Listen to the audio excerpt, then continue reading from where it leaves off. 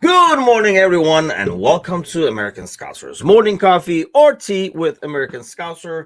It's a Monday morning, back in action, even though there was no soccer going around, and Grumpy is in the house because it is Monday. I do have a story to tell about Grumpy, but before we get there, Matush, what's happening?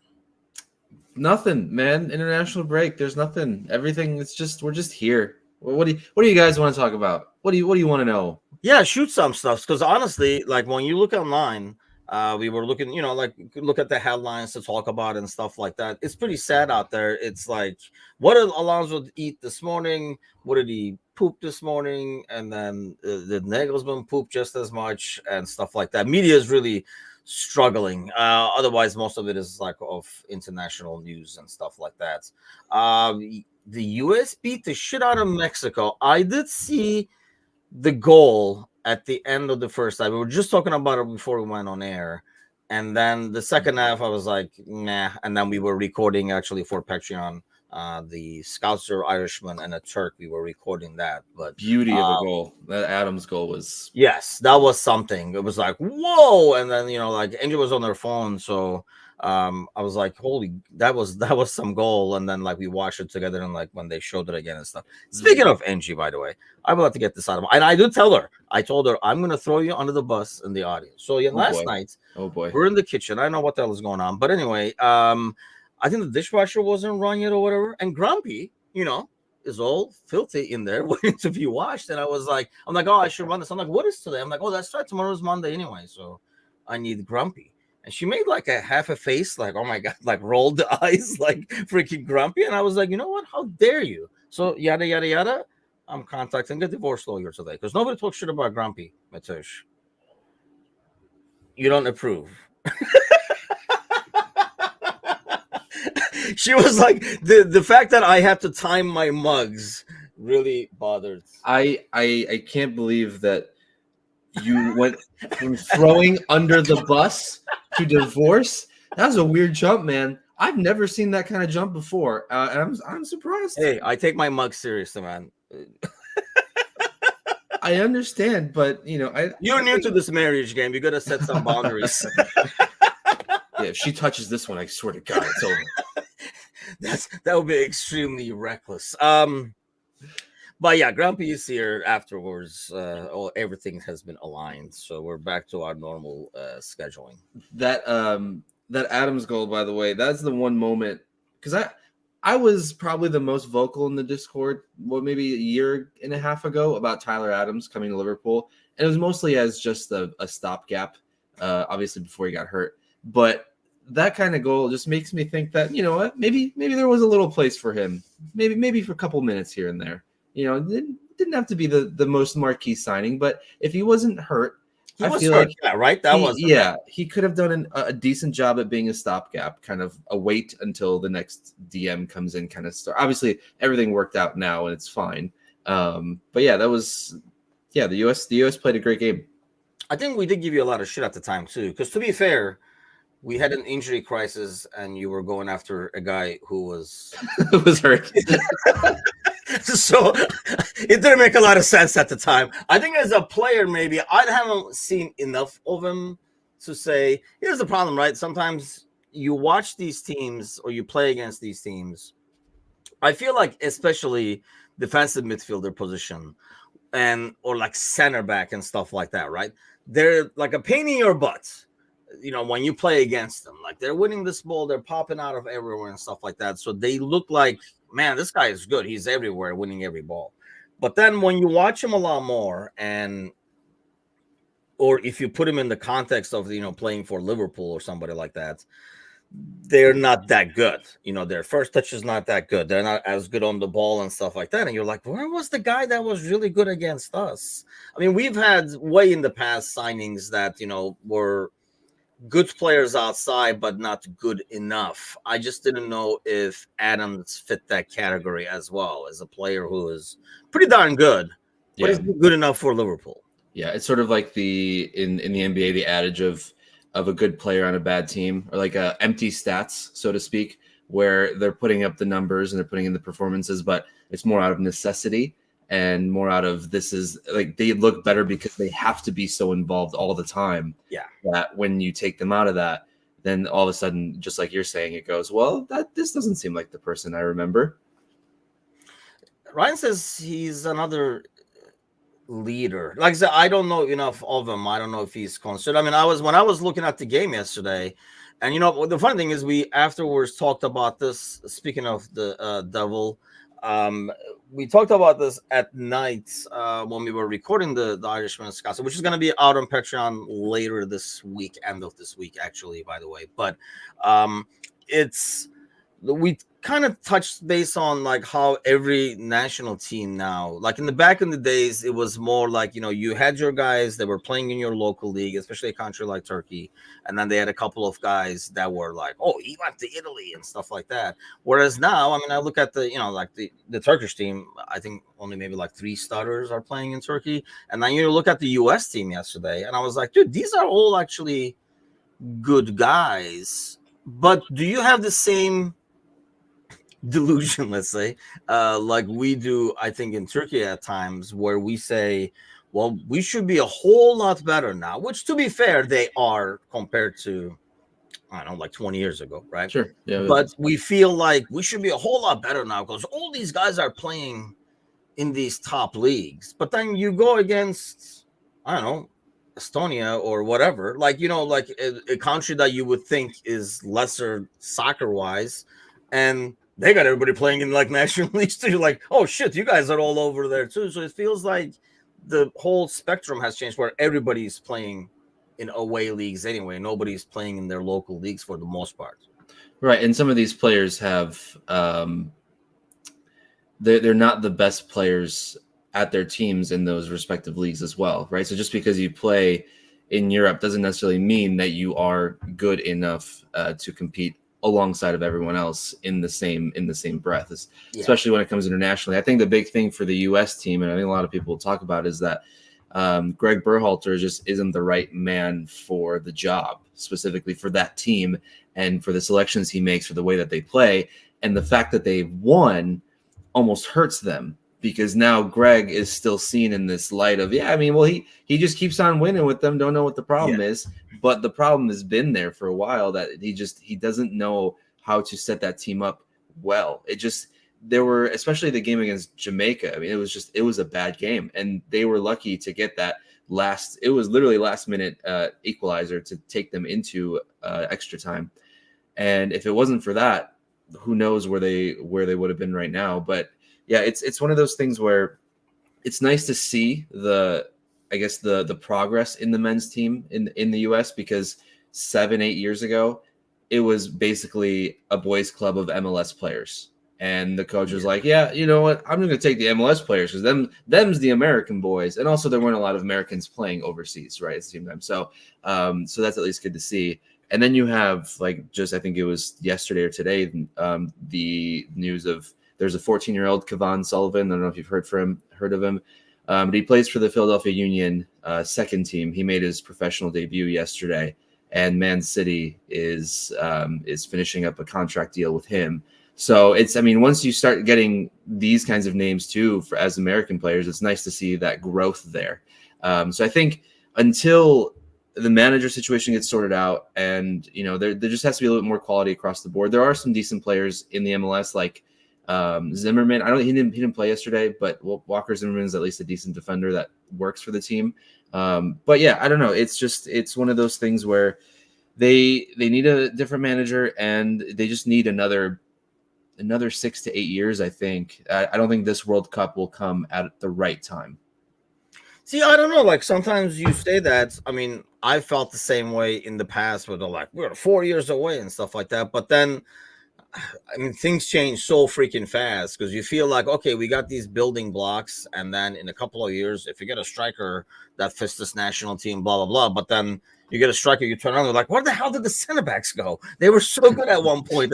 And then now you're back to the beginning. They're like, we get a striker, but we don't have any defense and stuff like that. So I don't know. It's almost like you got to catch a vibe, I feel like, especially like in these tournaments and stuff like that. I think it's very different when you do the qualifiers and all that. But I mean, especially in Europe, I mean, I hate to say it, but I don't take North American qualifying very seriously. I mean, you can go in there drunk and still be able to get out the other side at the end, is what it feels like to me. Maybe, I mean, because of the opposition, you don't have to be, Right.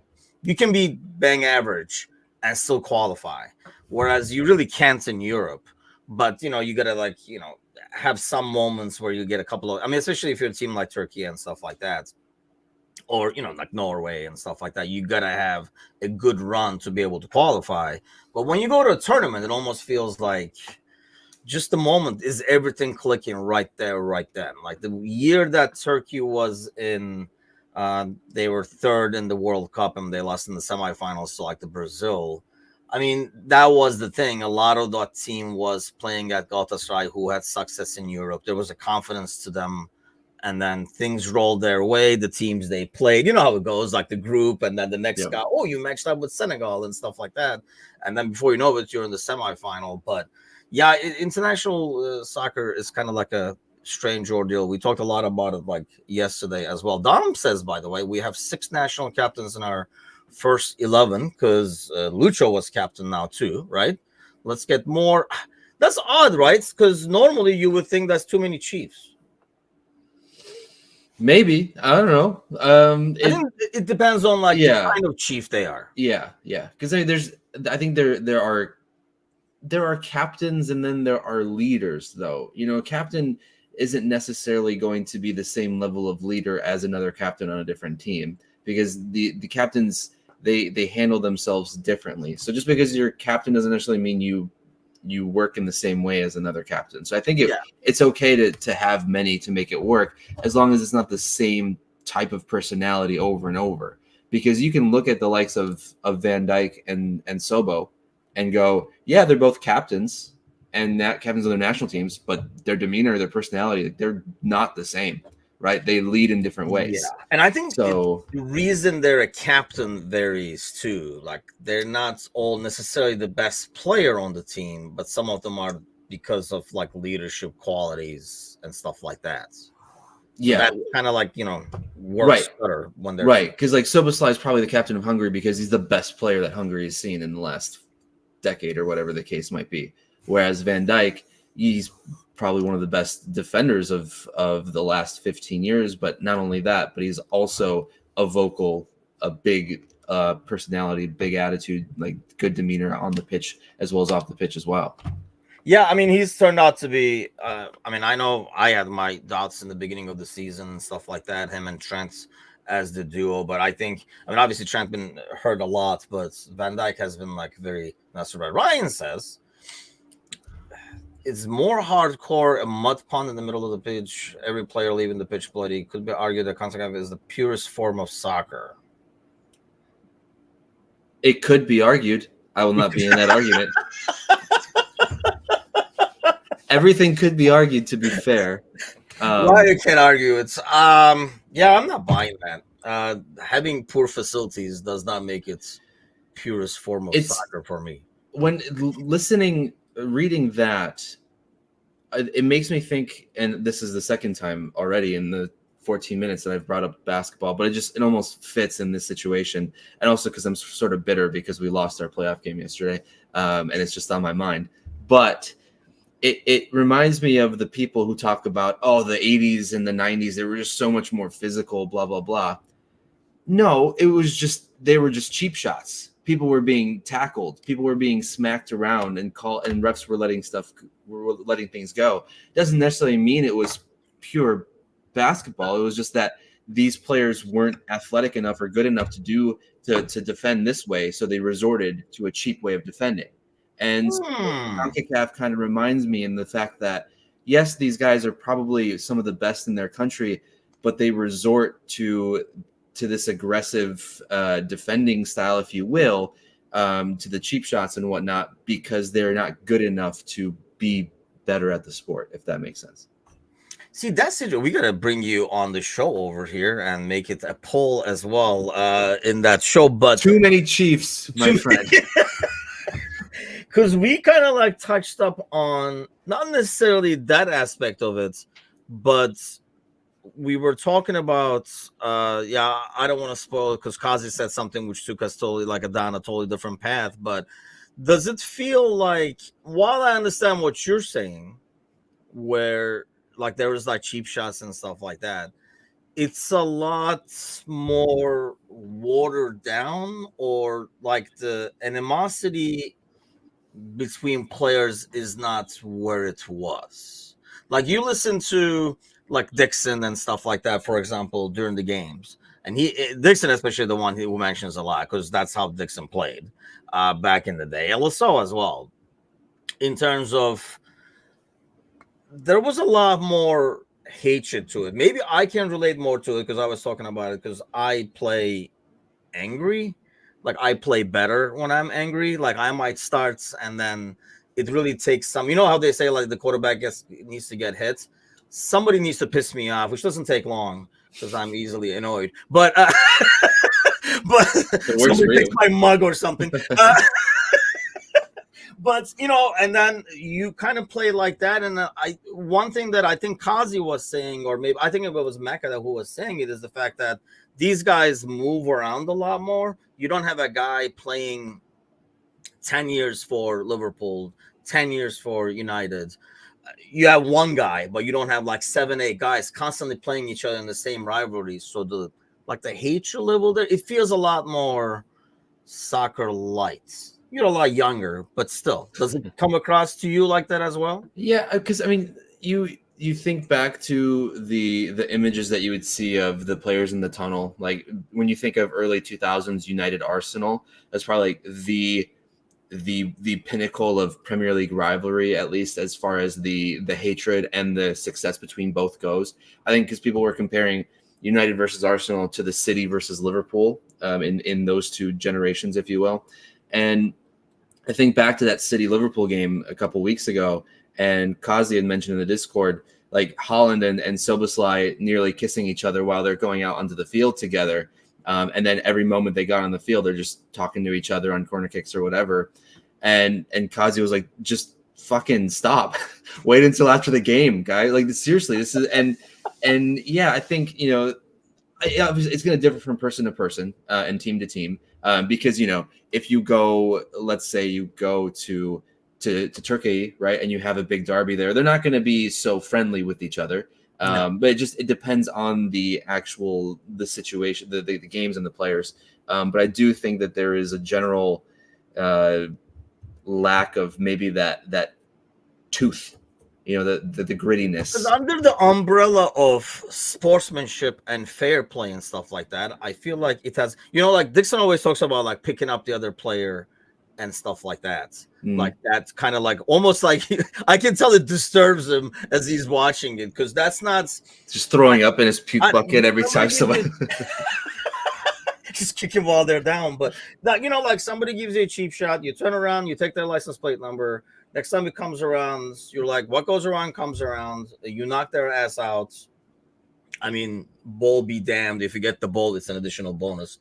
But you're basically going in to say, hey, you're welcome, and to give it back, basically. You don't pick that dude up. You kind of look down and then walk away because that's why you did it. I just feel like now, like before the game, after the game, I think it's 10 times worse in American sports. And I think maybe that is because of like the salary cap. That's why when Mecca said that yesterday, I was like, that doesn't make sense, because in American sports, where because of the salary cap and stuff like that, really, you're lucky to have one dude in your team for like 7-8 years in a row. So everybody is like, hey, I might play with this guy next year, or I just played with this guy last year and I might play again with him in 6 months and stuff. It feels almost too cordial. And I don't want to be this, like, you know, I don't want everybody to be an asshole or anything. Back in my day, people killed each other on the field. Well, I want blood out there. But I mean, yeah, when you have so much hatred, right, for like let's say like a United game or something like that, you kind of want your guys to play the same way, because they're kind of, you know, they're representing you. They're like an extension of the club in that sense, because everybody in the club kind of has that rivalry and hates them in the same way. I mean, if there was a Fenerbahce Galatasaray guy, it's one thing to have like a moment in the game or something like that. But yeah, I mean, I want you to be angry. This is freaking God says how we. And if you were not, you would not be there. Like you would be abolished, basically. I just admonished them, like just out of there. I don't know. Is it the money? Because Ryan says money kills a lot of that. I think there's part of it, but I also think Sir Z makes a good point about there being a lot less homegrown players in these clubs now, and so you don't grow up in that world the entire time. You know, like someone like probably like Harvey Elliott goes out there against United and he wants to just batter the living hell out of them, right? Yeah. But you compare that to someone. I'm just thinking of Fabinho now because Brazilian. I just saw Brazilian, so I'm thinking of Fabinho, even though he's not even on the team anymore.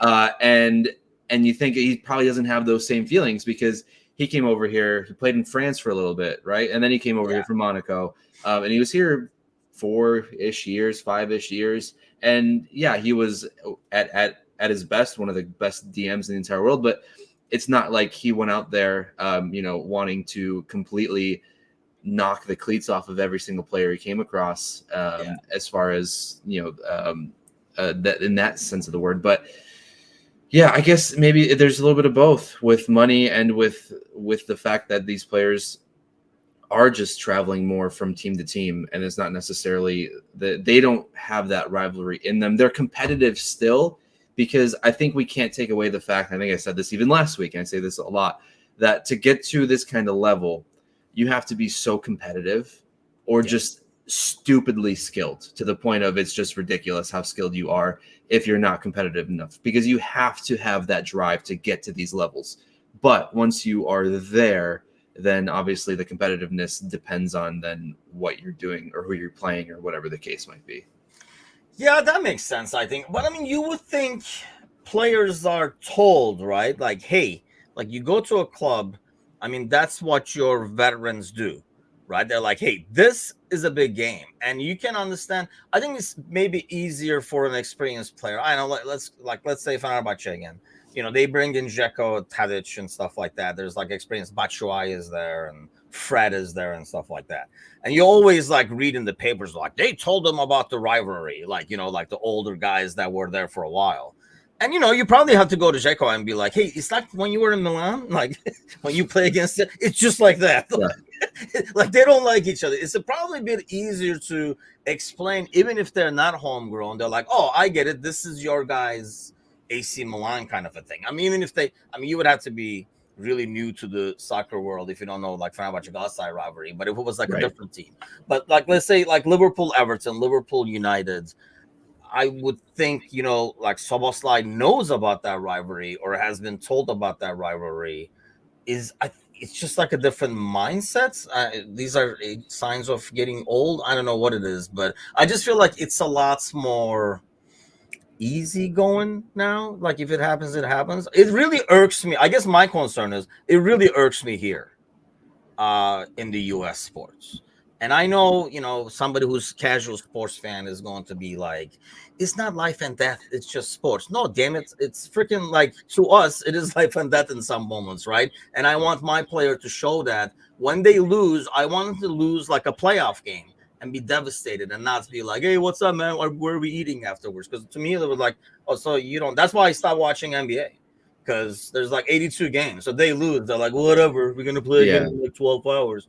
If you don't care, I don't care, so I don't watch it. Yeah, that's the problem with the NBA and probably with the NHL and the MLB and every sport in the States besides the NFL, that there are just so many pointless games that you're adding these games to the schedule and there's several that you drop and you go, well, it doesn't matter because we're going to play another one in the next couple of days, and you don't have to win every game to make it important, which is, obviously it's never going to happen, but which is why having a promotion relegation system is always going to help the competitive nature of a game, because if every game that you play has an impact on where you're going to end up in the season, it becomes much more important. It becomes that much more crucial to actually win those games. So unfortunately, that's just part of the sport there. And then, everyone's talking about like playoff basketball. It's like, well, shit, I want to see more of that during the season. Yeah. Like what's the point of saving the intensity until the very end? And then I also think now that every round is a best of 7, you have potentially 28 games after the season that you're adding on. That's a third of the entire season. That's ridiculous. Absolutely ridiculous. That is ridiculous. I think that's why it's like whatever. And yeah, the relocation of the teams have made it just a game. With football, you support the city and the region as well as the team. I think that is a good point too. But I really think it's the free agency thing. And like Ryan says, I assume most players have at least a basic understanding of the rivalries. But understanding the rivalry is different than treating it as such. Yes, and like feeling it, I guess, right? And that goes back to what Sergi was talking about earlier about being homegrown, because A, you don't have to be told. B, you can feel it. That's why you don't have to be told. Whereas, I mean, I can tell you all you want, like last night you play basketball and I can be like, hey, we really hate those guys. Like we play them every year. And if you're new to the team, you're like, okay, good to know. I mean, you're not gonna have the same anger because you didn't play against, I had guys even like indoor, like in this freaking like over 35 league, because I play like an angry man at all times. I mean, there are times where you're like, oh, that asshole from the like 3 weeks ago. I mean, it's just like, like you build a rivalry because you play against the same guy multiple times and he's irked you multiple times, or you've had like an ongoing rivalry and stuff like that. I feel like that's kind of gone. It's the same thing with NFL. And I think it's a lot of guys changing teams, because I can play against your team. I don't know about in basketball. Maybe I can be a point guard or something. But a ball boy at best. But like you might be like, hey man, what's up? Like after the game or something like that. So I think that's what's happening in NFL. You're just like, oh hey man, how's it going? How do you like it in like San Diego? Like it's just like that's like the conversation. But to me as a fan, it feels like, oh, so. I mean, maybe because I can switch it on and off like that easily. Are these guys so pros that they're like on? Maybe. I mean, it feels like when you were just mentioning that, it almost feels like two coworkers, let's say in sales jobs, that you kind of go against each other every quarter. But then they're talking to each other at the water cooler every chance that they get. They're both really good at what they're doing, but at the same time, they're like, yeah, whatever. This is going to sound probably really insensitive, but I guess drum roll.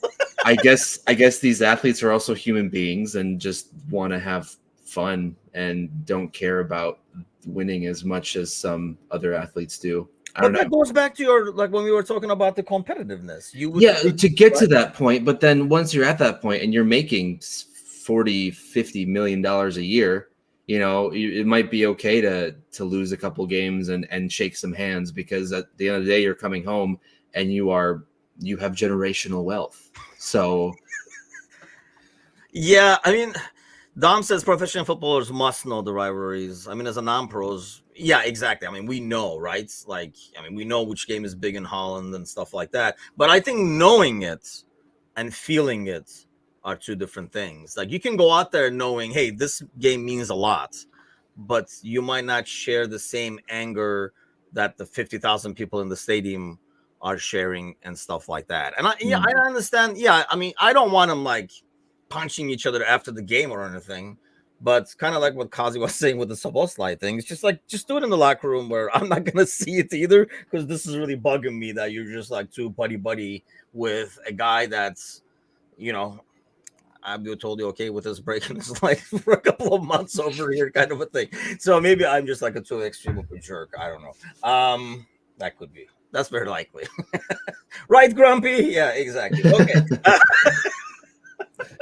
Oh, really quick. Speaking of rivalries here, I saw this this tweet here. I don't know how much there is truth to it. It's from BPT. Which is a Turkish outlet. It says apparently Fenerbahce are searching for a league to join.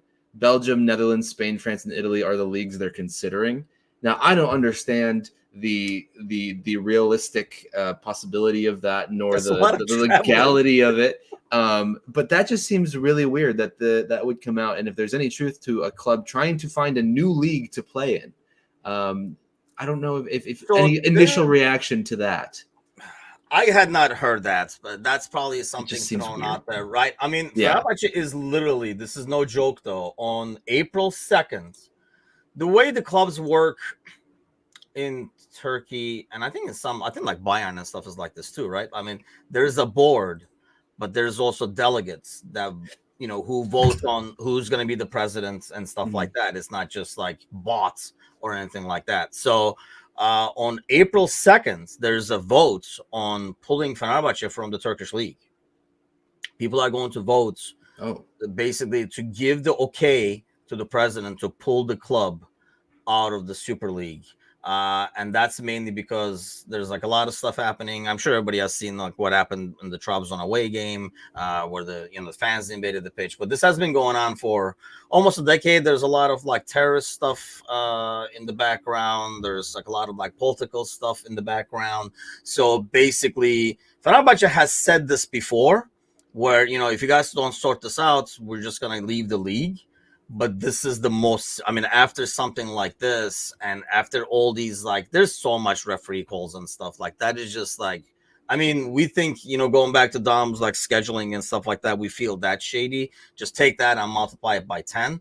So he pretty much did a press conference afterwards and he said, hey, April 2nd, get your butts in there because they have to have majority to take a vote, and they're going to vote. And I think, that news along with, other things are basically showing that they are kind of serious and there are alternatives. And I don't know, I'm trying to think. I mean, Liverpool is probably like that, United is like that, right? There are certain teams that have to be in the league.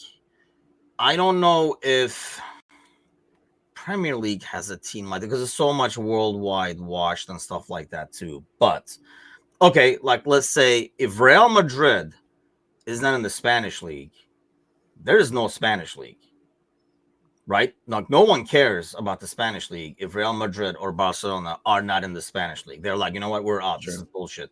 Nobody will watch it. The value of the league just drops. And Fenerbahce is like the biggest. And I'm not saying it because I'm a fan and my grandfather played there and stuff, but they're like by far the main player. And most of like Anatolia will support Fenerbahce. It's more of a team of the people, similar to like Liverpool and stuff is, as opposed to like City, for example. You know what I mean? So I think that's like the biggest thing. And yeah, so I don't know what's going to happen in a week and stuff. So this international break in Turkey has had more drama in the background because they were talking about punishing the players who were beating up on the guys that were invading the pitch. And that was kind of like the last drop. They were like, hey, you guys going to make us the victims where we were being attacked? We're out. Kind of thing. Self-defense, right? Yeah, it should. I mean, yeah, some of them are. I don't know if you saw Batshuayi's Kung Fu kick, by the way. And if you have not, just go on to Twitter. It was on actually the Pat McAfee show. They were showing Batshuayi's kick because he just does like a Kung Fu kick as the guy is like running towards the goalie. Yeah, it's pretty impressive. He doesn't make full contact, but it's pretty darn impressive. I hate that those are the only clips that make it to these American kind of shows, right? Yes. They don't cover the sport at all. And then whenever they do show anything, it's something like that. And they all sit there and go, oh, soccer, because it doesn't help in any aspect. But to be fair, they were comparing it with, because obviously, especially with college basketball and stuff now, it's like a whole lot of like, invading the pitch, the courts and stuff like that, how it can go south very, very fast. I think to your point of seeing what leagues could exist like without certain teams, I think it'll be really cool when we do get to see the Premier League without City in 2 years when they get relegated down to the fucking National League. But it would just go as planned, right? Yeah, and that would just be fine. Yeah, and we'll get to see it. I don't think you could say the same if Liverpool is not there, if United is not there. There are certain teams that, they are the league. You have to have that rivalry. You have to have that in there. Everybody tunes in for Liverpool playing United, whether they're a Liverpool fan or a United fan. They're watching that. So right, you can't. I mean, you don't have Turkish football without Fenerbahce and Galatasaray. Yes, yeah, I mean that's what's made that league forever, pretty much. And honestly, I'm not saying because I'm a fan, but it's like Fenerbahce is the bigger player financially. And they were like, oh, you guys, Fenerbahce can't say they did this, sadly, when they were signing Mesut Özil. But if Fenerbahce gets the word out that, hey, we need money, as broke as people are, as crap as the economy is, people will just like go and buy the jerseys and stuff like that and freaking like make the club survive, kind of a thing. It has that kind of like a pull and drive. Dom said, actually, we were talking about this. That's the reason the fences were put up in English grounds in the 80s. Hopefully bring back. See, I think the biggest difference is, we were talking about this with my brother, like how come like they can just like jump over right in the Premier League. It all goes back to accountability and punishments and stuff like that. There was a dude, we do a similar, like we do a post-match pod with my brother for Fenerbahce game, and somebody like in the audience was, and my brother kind of knows him. He went to a game in England, I think. And he walked through the security and he just like raised his arms because that's you get searched and they take all your coins and stuff like that back home in Turkey. And the dude is like, "What are you doing?" Yeah, and then YMCA, pat down, perhaps me, and then the guy, because I think it's like, you know what, I dare you, go freaking throw it, see what happens, kind of a thing. Whereas that was the thing in that game against Trabzon before. Everybody sees the fans invading the pitch. They don't see them being attacked with water bottles and coins and stuff like that throughout the game. But that's the thing. I actually saw this morning, 3 Arsenal fans were banned for 3 years for chanting like hate chant and stuff like that for, I think, Hillsborough. Mm-hmm. Well, the dude was getting 3 years for a chant. So God knows what he would get if he dared throw something on there, or if he tried to jump onto the pitch and stuff like that. Right. I think it goes all back to the accountability and the punishments and stuff like that. If you know you're never going to be able to go to a game ever again, you're probably a lot more careful. If you're just going to be like ignored and just show up fucking next week, you act more like an animal. Yeah, absolutely. So I think that's like a bigger. Edwards is a genius. Says Edwards will buy them, and City will be our feeder club. Speaking of, I should probably like share that as well. It's just published. I don't even think it got announced in the social media yet, but really good article by Harry just got published. I shouldn't say pop like we weren't expecting it. We weren't expecting it. He was on the schedule, but talking about FSG looking to buy other clubs, definitely one club to start things off with. So give it a read. I think it's like a very good look because I see. Where are you at with that, by the way? I think we kind of touched upon it maybe last Monday or so, but you got to do it to be competitive. Why the hell not? Yeah, it's one of those things where your business has to constantly evolve or else you get left behind and you die, right? And unfortunately, if this is the way of the modern game and what you need to do to stay competitive, then this is unfortunately the way you have to go. I know there are, from what I've been seeing on the internet, there are 2 camps. Obviously, the one camp being that this ruins the integrity of the game. It ruins football for the feeder team, if you will. And the other camp is like, well, actually, these feeder teams are seeing some benefits from being able to have these players and this kind of success and whatnot. So there's a little bit of there's a kind of a 50-50 split. I personally, I don't know. It seems very baseballish in the minor league system, and I never particularly really cared for that. I would much rather just kind of have your own academy, so to speak, rather than have a completely different team to essentially feed off of. So while I don't like it, if that's the direction that it needs to go that way. And I know that's a shitty answer because that's sort of like, yeah, I'm fine with it. I hate it, but I'm fine with it. Well, then why are you fine with it if you don't like it? I guess that's where I'm coming from it. But what am I going to do personally? I can't do anything about it. I can't change. My voice is not loud enough or intelligent enough or anything to make any difference whatsoever. So I can just sit here on a Monday and say, yeah, I don't like it, but it is what it is. And that's where I'm at. Yeah, I think because that's the thing. And in his article, like he gives examples of like, for every Girona, who was, you knew eventually they weren't going to be on top, but making a good run and probably win the Champions League and stuff like that next year. There's like Strasbourg, who's like fighting relegation because while they get I almost feel like it's basically colonization in sports, right? And as you were talking about it, that's all I could think of is, the guy who is colonizing can say, well, I mean, there's benefit to you guys too. We're over there building stuff for you guys and all that, and you get a job. Everybody wins, kind of a thing at these. But actually, you're exploiting all the resources over there at the end of the day. I mean, it's basically, to me, it's just, yeah. But it's a, and who's better to do that than the everybody's English? doing it, so you don't want to be left behind. Yeah, because we know how that ended up. And and who's better to do that than the English? So you just have to just take it on the chin and go. If it comes to pass, it has to be the right club. And I think that's the thing. I don't even know. I mean, here's the thing. Liverpool is a very, very unique club. So it's kind of hard to find one that aligns in that sense. I don't know if that's what Trevor means, but I think, yeah, you still got to find a club that you are hopefully helping as well. But at the end of the day, how much are you helping where you're using them basically with your players and they're constantly going to lose their top players? Yeah, then doesn't that go against the grain of what this club is and what the club stands for? If they're using another team, if you will, it trying to find a depends club on how you spin it. You can be like, we're working together with this. Yeah, I mean, it depends on how you spin anything in the world, yeah, right? I guess that's true. But when you think about the values of what this club is built on, having them poach another club just seems the opposite of what this club stands for. Unless it's done right, and maybe that's what Trevor means, where you do it where that club is really benefiting and competing. Yeah, well. I guess how do you evaluate whether it's being done well or not well? Because it can't be just league success, if you will. Because let's say Girona does finish Champions League spot, great. Okay, all of a sudden, several of these players now are gone because they are now going over to City. But are you able to keep feeding them to have them continue? Maybe, but you have a brand new team now in this next year going to Champions League.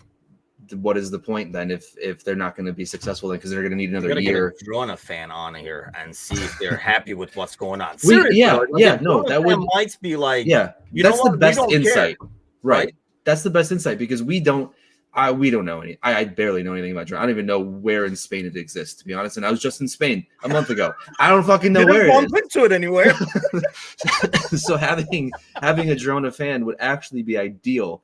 I'm gonna find one. Good luck with that. Okay, that would be your promise. Bring him on to the next show next Monday. From bringing menu items and drinks. I swear, we are so multifaceted. This is the best show in the world, and I'm not being biased just because I'm on it. No, you know what's another great show is our gaming shows on.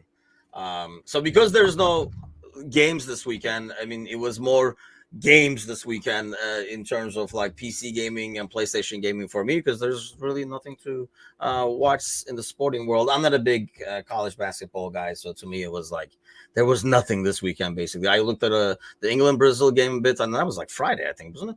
And then that was really it. I watched Turkey. I think they play again tomorrow. I'll watch that, and that was it. So there was a lot of gaming going on, and you had an up and down experience with FIFA over the weekend. So you should, but it all ended up happy. Oh, yes. And then there was a Legends game. I did catch the second half of the Legends game, so I'll take credit for that comeback as well. But I was at work, so I didn't see any of it. But so FIFA, you're like a happy guy now, right? Ended up happy, started really frustrating. I don't know why you even brought that up. What we have recorded is all that matters because that's all the proof that there is. Yes. And it was a great time. And you guys, if you are subscribed to Patreon, and you will see how good our FIFA tour is going, if you will. Yes, it started really crazy. It's almost like looks a bit too good. And we saw like a really evil side. You want to see an evil side of Matoush? You got to sign up for Patreon. Even if you're like a free member right now, you'll get access to it because it will be published later this week. But yeah, you do see an evil side to Matoush. And I don't know if that was because the night before he was really frustrated when we were playing against each other and he just took it out on these random strangers. But yeah, it was pretty ugly. It was ugly. They deserved it. They really, they were down 6-0. I don't know. Spoilers. Yeah, spoilers. Yeah, we don't want to spoil. Yeah, it was definitely a good time. We'll see if it keeps going. To Timuchin says, "Who's better out of the Polish Prince and Thiago's Oh, that's agent?" like asking who your favorite kid is. That's not fair. Well, you know it's me. Oh, I don't care. I'll answer it. But neither of you guys are my favorite kids. Done. That's a good question. Dom had a That'll be good game. Dom had a good question somewhere. Let's go to that one. Yeah, the scheduling game. Yeah, I think that's a good question. I think that would be a really tight game between those two. But at least the Prince is smart enough not to start Thiago. So there's that. Oh, I totally misread that question. I thought he meant in general, just as a person. Who do you like more? Not FIFA. I'm an asshole. Thiago's agent kicks ass in FIFA online. Whoops. With the PlayStation username Thiago's agents. Yeah, he was referring to our local agents Anan. The fixture schedule. Let's go back to that question. Since you don't want to talk about FIFA. But did you the scheduling? I saw like yet another early game, and this kind of goes back to the almost like they're doing it on purpose now. I just cannot see another reason, by the way, where we were given yet another morning game. It's almost like, is it just spite at this point? I don't know. They clearly have control over scheduling. So yeah, there is something sinister, if you will, about what's going down there. I think the only thing fixture related that is any good news that I saw before we went on was that the Spurs have a 15-day stretch where they don't have any games before they play Arsenal, and Arsenal have 4 games in that 15-day stretch. So that could be a huge game as far as title implications go towards the end of the year there. But yeah, it's really weird, especially when you think of the title race being as close as it is this year, and how invested fans are going to be watching these games. You would think that you would want the best opportunity for neutrals and for anyone to see as much of these as possible. So if you're scheduling one for a 4:30 a.m. kickoff on the East Coast or on the West Coast, that really hurts, right? But it just doesn't make sense. You want all of these matchups. I think every City, Arsenal, Liverpool game for these last 10 games, you want to have at a time where everyone can comfortably watch it. I wonder, like, is that considered like Dom and Sparky and them can probably relate, or even like Sir Z, people on the other side of the ocean. Like, I don't know if that game is almost like a early primetime game for them because it's by itself usually, as opposed to. So they could say, hey, we're actually giving it importance. It's on its own. And obviously with the hour difference, it's way out of our league. But, for them, it's like the early game, but it's like, noon game or whatever. But it's not prime time maybe, but it still has its own slots, whereas there's usually only one game at that time. Yeah. And, so I guess that game becomes the focus. And I'm coming from a very USA-centric viewpoint. Because that's where we live. But if the goal of the Premier League is to continue being more global and worldwide, then having the USA is a big market that they're trying to break through. And by having big games, not able to be watched on a coast of the US where there's so many millions of potential fans and viewers, it kind of doesn't make a lot of sense to not be able to schedule it that way. But yes, there is the point to overseas. It is noon, and that is here, like for the NFL specifically, that's the big slate of games is at noon. So kind of that. So yeah, I don't know. Couldn't an NFL guy argue the same thing and say, because the European, like when they play in like London and stuff like that, it ends up being like freaking like 10 in the morning or something over here for us. So it's even earlier on the West Coast. Whereas, especially as an NFL fan, you're used to the noon game, 3 o'clock game, primetime game and stuff like that. So you kind of like do things to appease the market. Is that what you mean? Like they should do the same thing to us? We're hooking you guys up with your time game. You should hook us up with our time game. Not, I mean, it seems very selfish if thinking of it that way. I just think if you're coming at it from the angle of the Premier League wanting to be hitting the biggest markets they can, then scheduling marquee matchups that early hurts them in the long run. That's the only angle. But I mean, I think people who want to get up and watch it will watch it. Then you're just missing out on the extra couple new fans you might get every once in a while if it's a little bit later. Yeah, I guess, and then they can probably, I don't know, like as a Premier League, if I was trying to market it, I know what you mean. The big NFL games are evening East Coast. Yeah, they make it so that it's basically considered like a primetime game. Because then they can say, well, how about the Far East markets and stuff? Because they're probably another 6-8 hours on top of. But the Far East is already so invested in the sport. Yeah, that's true. You don't have to convince them, right? That's I mean, the thing with the sport here is that everyone's not convinced of the sport. So if you're trying to push the sport onto people, having it at times that they can't watch it isn't going to help. Yeah, that's a good point. And I guess they had to make one game there. Why would you put that game there? And I really felt like ever since Klopp kind of like stopped talking about it or bringing it up, it would go away. It's almost like they made him quit. It could be like what Sir Z is saying. And well, that's because of Europa, though, right? I mean, Europa kind of took away the chance of us having early Saturday morning games because most games were pushed back to Sunday anyway because they were playing Thursday. But then any chance basically that there is no Europa game, they were like, hey, there you go. Well, yeah. And that's at the same time, Premier League can say, hey, all these other times you guys play Thursday, so you have no shot at it. So the opportunity we get, we're going to put you. But when you look at the numbers of how many more times that we've been scheduled on that early game, so playing at a short rest, I mean, they don't care about the, us having to wake up early in the morning. But, the fact that they're always going on a short rest. Right. I just hope that because we've stopped talking about it, because really, at the end of the day, I thought Klopp always made it too big of a deal off of it. We're talking like a 2-hour difference over here. And I think that kind of like translated into players when you talk about it so much, it kind of basically make it into existence, kind of an ordeal. But I think we kind of like over that now. We've been doing a lot better with those early games. Yeah. So hopefully it won't make a big difference. But when I did see that, I was like, ugh.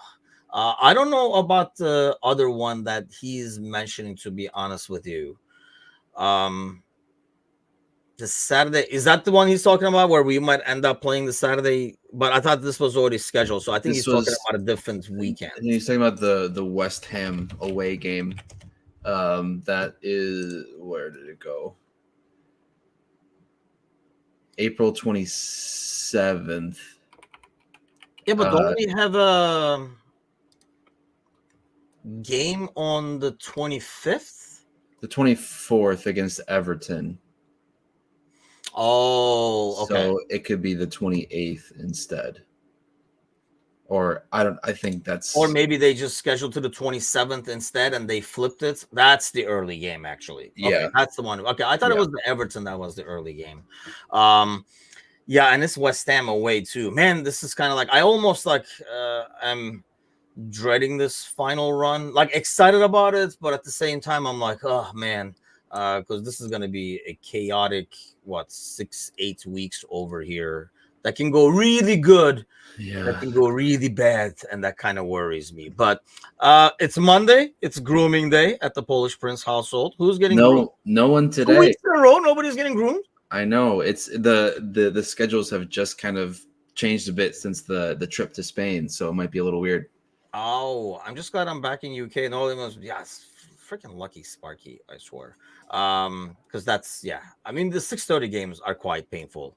But then I don't want to talk shit because somebody out of California is going to be like, shut the hell up. You don't know what's painful. So, and I don't blame him. Like 4:30, I can't even imagine. But that's why I always say, fans over here, I was talking with like a newer contributor who's out actually in Ireland. And we're kind of like talking a little bit about that, the fact that, in some ways, fans over here should get like even more credits because the sacrifices we do to be able to watch games and stuff like that, getting up for the shows, like how actually passionate you are and how committed you are, as opposed to just, watching it at 2 p.m. Right. And that kind of goes back to, I think, Ange Postecoglou. I think it was 2 weeks ago. It was fairly recent. He made some comments about people over in England calling fans plastic and touristy. And he went into saying, it's not fair to say, because you don't know what kind of sacrifices these people made to get to the stadium here. The traveling expense of going from place X to England, the potentially thousands of dollars they spent to get to that one match that they'll see the one time in their life, and to label them plastic and touristy isn't necessarily fair. Like, yeah, I understand there have been comments made about fans at the ground saying it's not as loud as it used to be because you have all these tourists and whatnot. And it's, well, maybe there's a part of that, but another part is that it's just it's not as easily accessible for people from a different country to come. So when they get that opportunity, they're going to take it, and it is what it is at that point, right? And I'm sure there's like flip sides to that. I mean, like I said, like we're talking with Kieran, and he was talking about that, like, about the same exact issue. And while it's mostly bullshit, that, let's face it, a fan who's going there for the very first time playing against Burnley is probably more excited and up for it than a season ticket holder watching the Burnley game, but they were watching the United game last week or the City game last week or something like that. They're probably not up for it as much as the guy who's the tourist or whatever. But at the same time, the flip side of the coin, and I do understand that too, like he was talking about, having said that, at the same time, you see these three guys that are there, like they're not even barely watching the game with cameras and stuff like that. They're not even Liverpool fans. It was just kind of like a corporate gift. Hey, as our gifts, you get to go to Anfield this Saturday, blah, blah. So I can understand that, but those people are going to be in the huge minority. It's not like there's 50,000 of those people. So to blame the level of sound in the stadium to 500 to 1,000 people, sounds like ridiculous to me. I think it's like a cop out. You don't want to admit your own faults, so you're like, see, this guy's fault over here, kind of a deal. The things the entity you want to blame are the organizations in charge of ticketing when it comes to finals and it comes to European competitions like the World Cup and the Champions League or whatever, having a huge section of the entire crowd just for business and corporate and whatever the case might be, because that is what's killing the atmosphere, not 500 people pretty much taking part of their life savings in some cases, and scattered too. It's not like they're all sitting together like in unison holding the phone. This is a tourist side. This is where you all sit together. And or maybe they should just do that, like put all the tourists over here. Yeah, I think it's just like a blame game more than anything else. Sparky says a beer at 12:30 tastes better than a beer at 4:30. Unless I'm up all night, there's no way I'm having a beer at 4:30. By the way, my stomach would refuse. Unless maybe if I put the beer in. Oh, we would never know. We would never know. Listen, I mean, Macca used to show up with all kinds of alcohol in his cup in the mornings when we used to do the morning shows together. So you never know. Maybe that's why I'm so protective of Grumpy. You don't know what's been in that cup. Grumpy suffers with me. What a season tickets holders forget is that foreign fans are helping pay for the club's best players. And that's another thing. It's like, I love this. That's what really gets to me of this, like the overall gatekeeping of, they want to keep it local, but we want to be able to spend like international. It doesn't work like that, like these people who are against, like, the LeBron stuff. We talked about this in the past. They're against all kinds of marketing, but they still want all the money that's going to come with it. Just give us the money and then you guys stay there. It just does not work like that. But so no grooming. What's in the game plans? Practicing FIFA, getting ready for next week. What are we doing? To be determined, which is really nice, because sometimes it's just nice to not have anything and kind of take the day as it comes, right? So that's pretty much it. Fair, that's how the entire weekend was for me. So that's nice. What about you? Are you doing the Monday podcast tonight? Yes, Monday podcast tonight with the boys, working until then. But yeah, 7:00 Central, 8:00 Eastern. I'll be here with the boys. We'll talk a little bit about all this stuff going on. Probably touch up on some of the stuff we talked about this morning as well, and then get ready for the final stretch as we head into some like big games, man. Yeah, it's so weird. I'm gonna just share this screen really quick because we've gotten to the point in the year where if I look at this, I don't scroll down. Like this we're at the point here where everything you can see is the the rest of the games that we see this year. And, you know, it's always fun at the beginning of the year scrolling down and seeing everything that's going to come up. And then now it's just, well, technically, if they get through Atalanta, then there's going to be 2 more fixtures. So and then the final is at the very end. Yeah. But even then, you know, we're pretty much down to no scroll territory, which is the thick of it. Yeah, exciting and nerve-wracking at the same time, especially for someone like myself. But yeah, I mean, it's good to have like a lot of the guys coming back. So far, so good in the international break, from what I know, right? In terms of like injuries and stuff like that. Gabby Green says, just got my first trip to Anfield. It was amazing. Met friends from London and Wales and felt we're welcome. Privileged to visit and look for it. And that's what I mean. Like, I'm sure, like, you know, Gabby being there, amazing. Really enjoyed the experience and part of the crowd and stuff like that. It's just, yeah, I mean, I feel like blaming those fans who have, to them, you know, when you go there, especially from here or whatever, it's like an event of a lifetime, you know? Like, I don't want to be burn up your child. Well, it's a pilgrimage, you know, honestly. And so, yeah, I'm excited for you, Gabby. That's amazing. I mean, and you gotta soak it in. I mean, it's like once in a lifetime, so you gotta soak it in and stuff. But you're probably a lot more excited and passionate than the dude who's there every week, and now he's like, we better beat Burnley by 5, otherwise I'm gonna be upset, kind of a thing. And that's what, you know, like, got up in the morning going, fuck, I gotta go to a Burnley game. Instead of like you flying out there and going, hell yeah, I get to go to this Burnley game, you know? Exactly.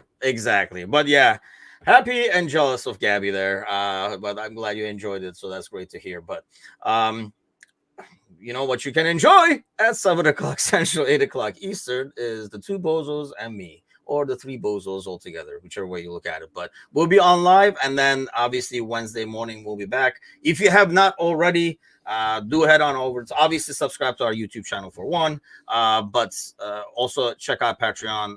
All the content is being published free right now, so you get a kind of a taste of, I've actually put on our social media, so you get a taste of it where you might like it and stay, or you'll know to run away from it, like it's celery, because I can't stand celery, but we've covered this before. So you better go back to our okay, let's not start this. Let's not.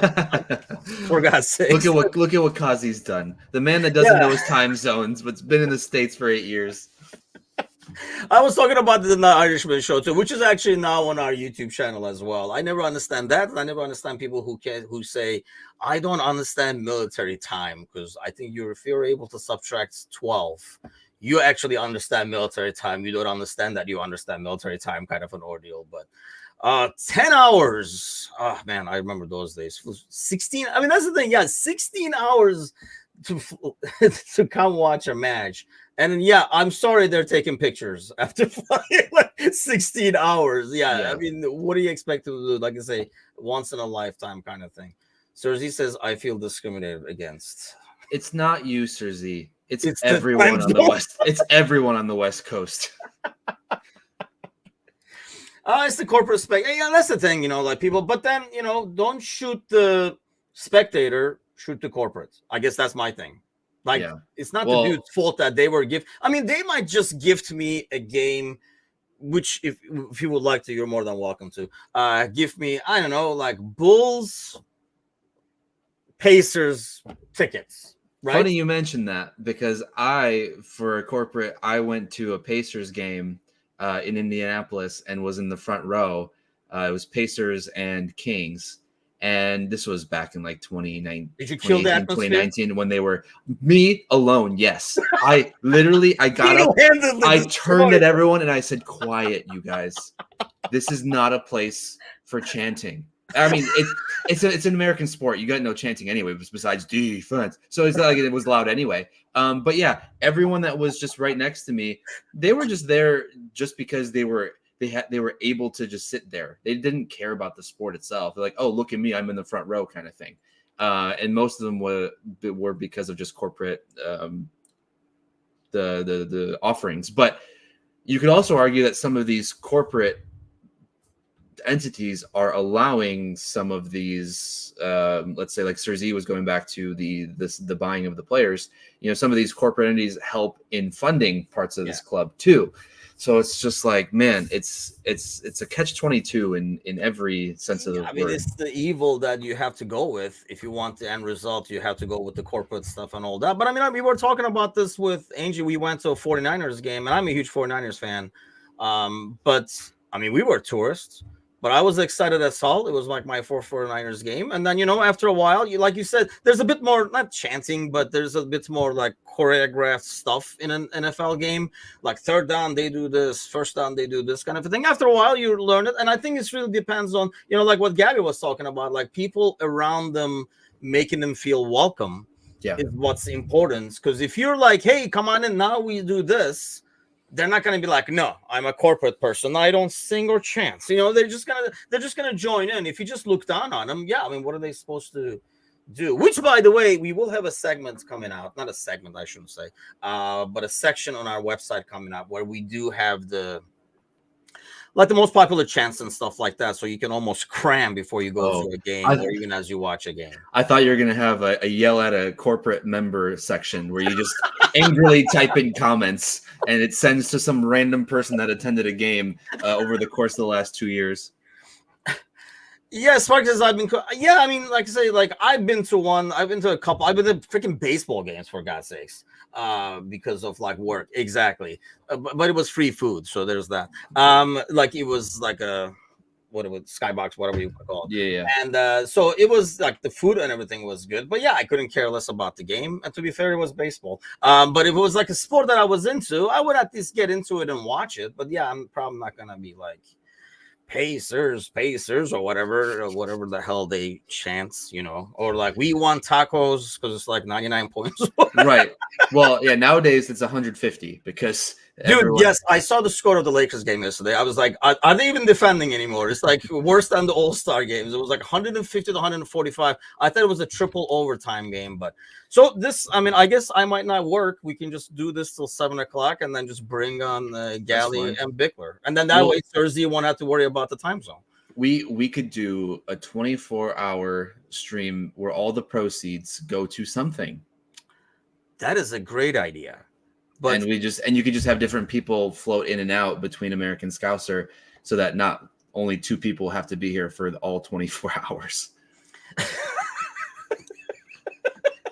Put in the shift, man. We should have a corporate level for the Patreon channel. I mean, it doesn't get any more corporate than our Patreon channel, but there is a $1 section over there presented to you by Gordon Lee, the Gordon Lee cheap ass tier, as we like to call it. So you can do that and still get access to a lot of content. But we should do that.